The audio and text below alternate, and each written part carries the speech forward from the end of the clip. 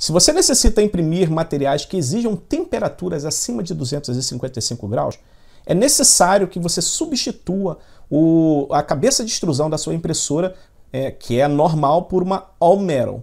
Aqui eu tenho, por exemplo, essa cabeça de impressão original da CR10S Pro, e aqui eu tenho uma cabeça de impressão all metal, que é própria para substituir esse modelo aqui. A diferença entre essas duas aqui é basicamente o seguinte: a cabeça de extrusão comum ela é vazada e o tubo PTFE desce direto até encostar no bico. É basicamente isso aqui, pessoal. Você vai enfiar o tubo PTFE e ele vai sair lá na ponta, ó, conforme você está vendo, né?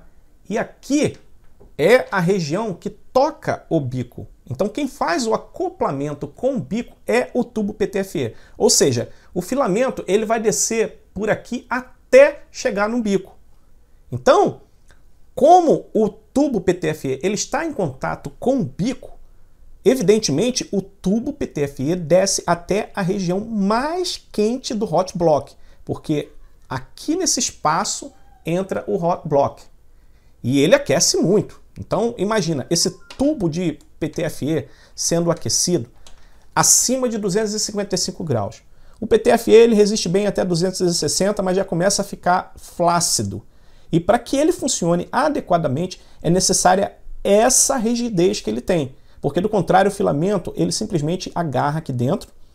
E o pior, devido à pressão exercida pelo filamento, porque o feeder ou o tracionador do motor da extrusora vai continuar empurrando o filamento, automaticamente o tubo PTFE vai retrair.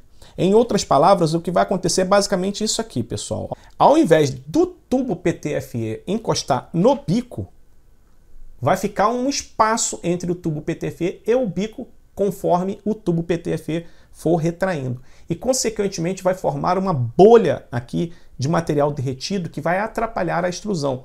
E o acoplamento entre o tubo PTFE e o bico não será perfeito. Consequentemente, você terá problemas de extrusão. Isso eu estou falando em temperaturas razoáveis, mas se você subir até 280 graus, esse tubo PTFE ele simplesmente vai derreter aqui dentro.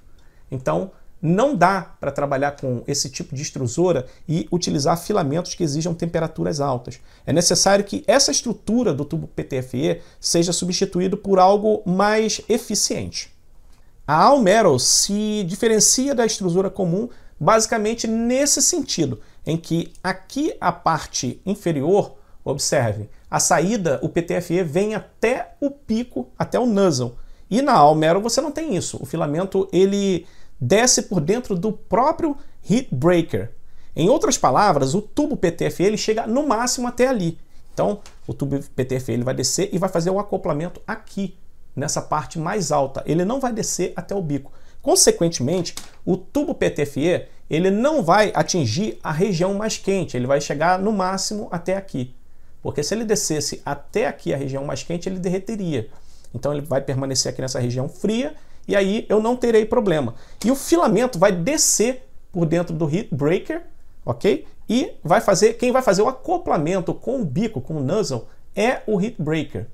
E aí eu não tenho esse problema de derretimento. Consequentemente, eu consigo atingir temperaturas mais altas. Essa é a principal diferença entre uma extrusora all metal quando comparada a uma extrusora comum. Dá só uma olhadinha nelas por dentro para você ver a diferença, como é grande.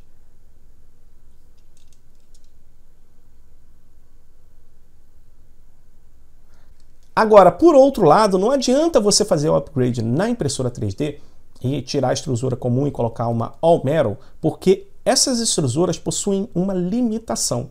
Acontece que, por conta do filamento descer por dentro desse tubo de titânio, ele entra em contato com o heat breaker e gruda dentro do heat breaker.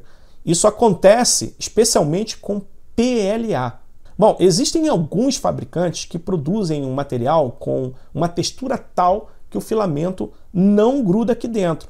Mas, em geral, o filamento PLA ele tem uma tendência muito forte de grudar.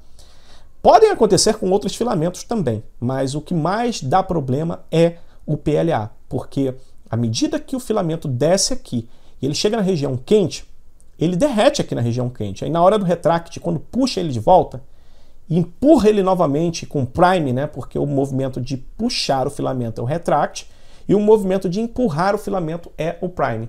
Então, quando você empurra, ou melhor, quando a impressora empurra o filamento para frente, ele agarra nas paredes do heat breaker.